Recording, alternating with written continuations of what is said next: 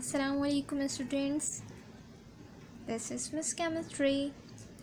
आज का हमारा टॉपिक है फार्मूला मास, यानी कि आज हम जो न्यूमेरिकल करने जाएंगे वो होगा फार्मूला मास से रिलेटेड। तो जैसे कि मेरी पहली वीडियोस में मैं आपको बता चुकी हूँ, न्यूमेरिकल सॉल्व करने से पहले हमारा कॉन्सेप्ट क्लियर होना चाहिए उस न्यूमेरिकल के लिए जिसको हम सॉल्व करने जा रहे हैं। उसमें जो हमारा टॉपिक है फार्मूला मास की न्यूमेरिकल है, तो हमें पता होना चाहिए फार्मूला मास होता क्या है। ठीक है, तो फार्मूला मास के बारे में आपको मैं थोड़ा सा बता देती हूँ कि फार्मूला मास क्या है। The ionic compound which form 3 dimensional solid crystals are represented by their formula units. इसमें क्या कहा गया है, ऐसे आयोनिक कंपाउंड जो कि 3 डायमेंशनल सॉलिड क्रिस्टल बनाते हैं उनको रिप्रेजेंट किया जाते हैं उनके फार्मूला यूनिट से। ठीक है, डायमेंशनल सॉलिड क्रिस्टल्स क्या होते हैं, जो कि 3 मेजरमेंट्स रखते हैं, लाइक लेंथ, ब्रेथ, हाइट। ठीक है, इस तरह के जितने भी सॉलिड्स हैं वो 3 डायमेंशनल सॉलिड क्रिस्टल्स कहलाते हैं।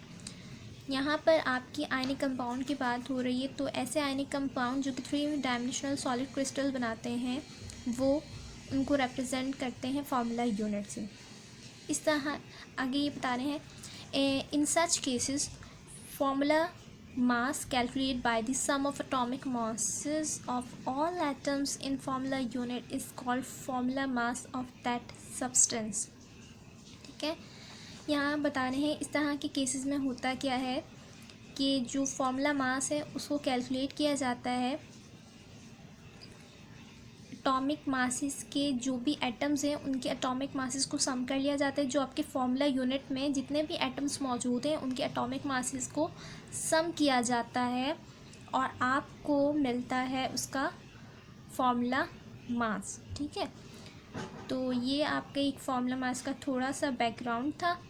तो आगे चलते हैं हम अपने फार्मूला मास के न्यूमेरिकल की तरफ।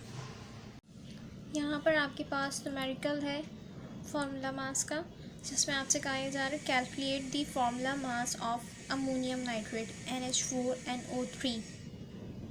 ठीक है, आपको एटॉमिक मासेस गिवन कर दिए, बता दिए एटॉमिक मास नाइट्रोजन क्या है, हाइड्रोजन का क्या है और ऑक्सीजन का क्या है। रिक्वायर्ड आपको क्या है, रिक्वायर्ड है आपको फार्मूला मास। ठीक है, सॉल्यूशन, क्योंकि आप मालूम कर रहे हैं अमोनियम नाइट्रेट का फार्मूला मास, तो उसके लिए मैंने बना लिया है। अच्छा, फार्मूला मास में न्यूमेरिकल स्टार्ट करने लगी हूँ अपना।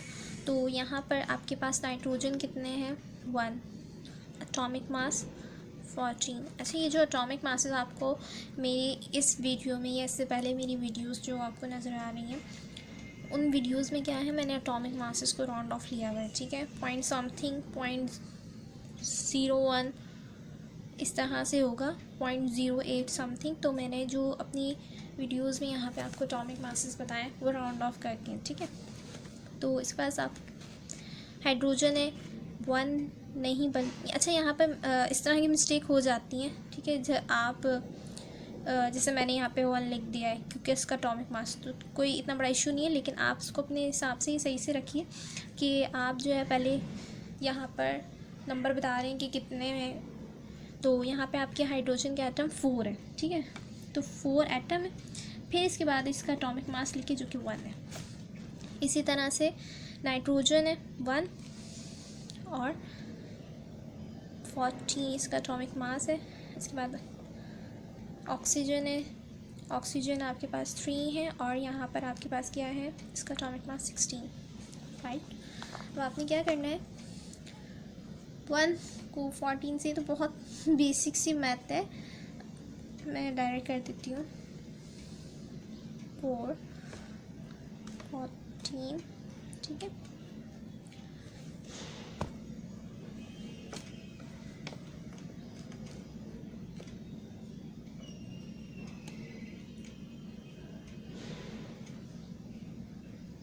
ये थे। अब जब आप इन सब को प्लस कर देंगे तो आपके पास आ जाएगा आंसर जो कि होगा 80। ठीक है, तो ये हो जाएगा इसका फार्मूला मास।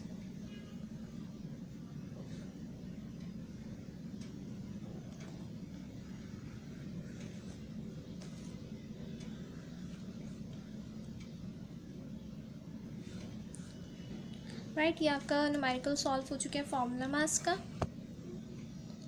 अगर आप चाहते हैं फार्मूला मास के न्यूमेरिकल्स की प्रैक्टिस करना तो एक न्यूमेरिकल आपके पास ये भी है, ठीक है। तो इस न्यूमेरिकल को आप सॉल्व कीजिए। अगर कोई क्वेश्चन है तो आप मुझसे कमेंट्स में पूछ भी सकते हैं, ठीक है। आज के लिए हमारा टॉपिक इतना ही।